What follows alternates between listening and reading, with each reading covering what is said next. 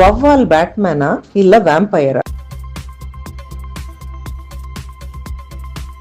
வவ்வால்னாலே ரத்தத்தை குடிக்கும்னு ஹாலிவுட் படத்தை பார்த்துட்டு நாம முடிவு பண்ணிட்டோம்.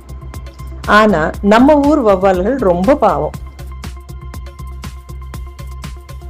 அதுங்க மிலிட்டரி ஹோட்டல்ல சிக்கன் சூப் சாப்பிடுற டைப் இல்ல, சைவ ஹோட்டல்ல தக்காளி சூப் சாப்பிடுற குரூப்.